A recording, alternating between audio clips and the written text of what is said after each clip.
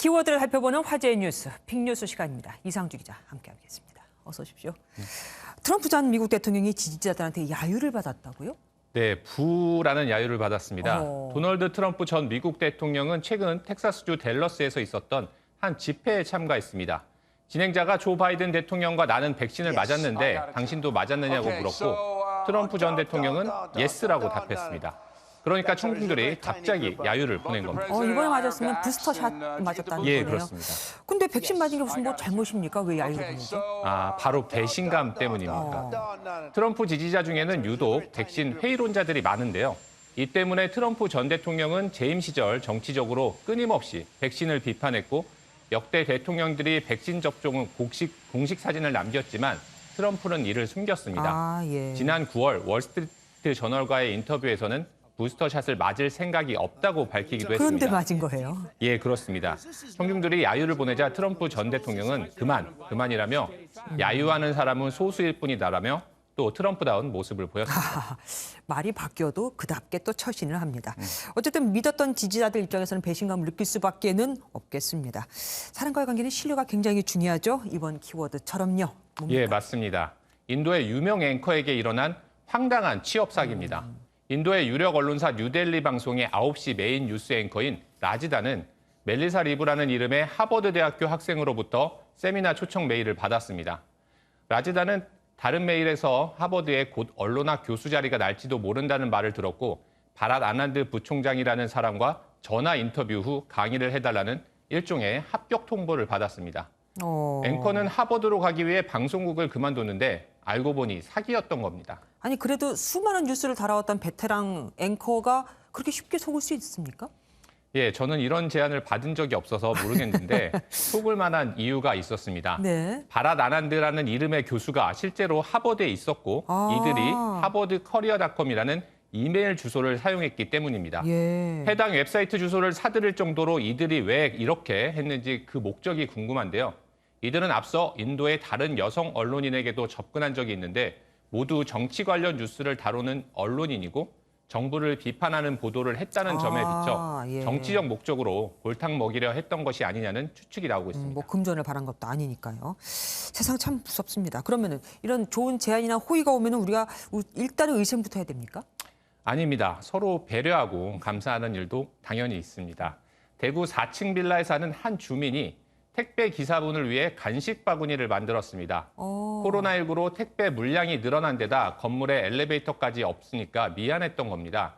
바구니에는 음료와 빵, 과자 등이 있고 배송기사님 늘 수고해 주셔서 감사합니다. 필요한 만큼 가져가서 드세요라는 따뜻한 글도 있었습니다. 택배가 왔는지 확인하려고 현관 CCTV를 돌려보다 한 택배기사분이 고개를 숙여 인사하는 모습이 찍혀 있었습니다.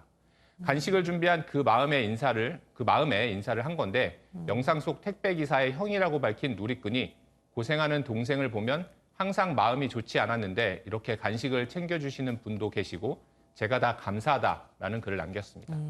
배려하는 마음 정말 여기까지 느껴집니다. 이번에는 지금까지 얘기하고는 또 반대되는 거예요. 강요하고 그리고 또 반발하는 거 아니겠습니까? 예, 맞습니다. 코로나19 방역 강화 조치로 식당, 카페 등의 영업시간이 밤 9시로 제한됐죠. 그런데 24시간 영업을 하겠다는 카페가 등장했습니다.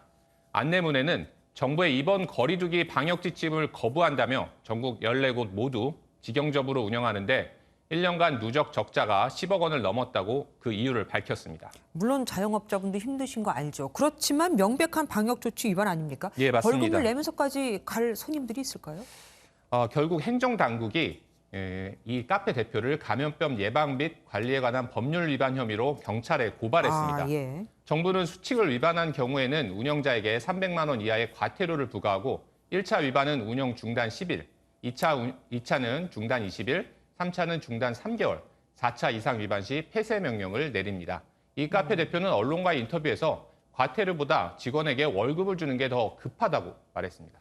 코로나19가 만든 정말 안타까운 상황입니다. 그런데 바이러스를 극복하면 우리가 이런 고민을 할 필요가 없는 거잖아요. 그런데 예, 맞습니다. 슈퍼 항체가 나왔다고요? 네, 슈퍼 항체가 나온 것 같습니다. MBC 등 외신에 따르면 미국 오리건 보건과학대 연구팀이 최근 화이자 코로나19 백신 2차 접종 완료자 52명을 대상으로 한 연구 결과를 발표했습니다.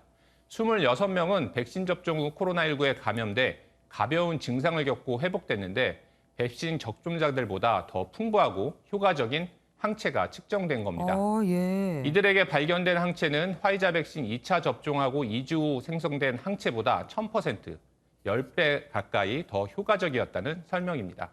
연구진은 슈퍼 면역력이라며 백신 접종을 받고 나서 바이러스에 노출될 때 아마도 미래 변이로부터 상당히 잘 보호될 것이라고 덧붙였습니다. 어쩌면 이 슈퍼 상체가 코로나19의 브레이크가 될지도 모르겠습니다. 예.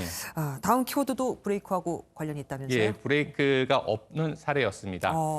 미국의 한 트럭 운전사가 차량 추돌 사망 사고를 냈는데 110년 징역형을 선고받았습니다. 일부러 그런 건가요? 아닙니다. 메데로스는 2019년 4월 콜로라도주 고속도로를 달리다 여러 대의 차량을 들이받아 4명의 사망자를 냈는데요. 당시 사고 원인이 메데로스의 차량의 브레이크 고장이었다는 것이 알려지면서 온라인 청원 사이트에 감형을 요구하는 청원이 올라온 겁니다.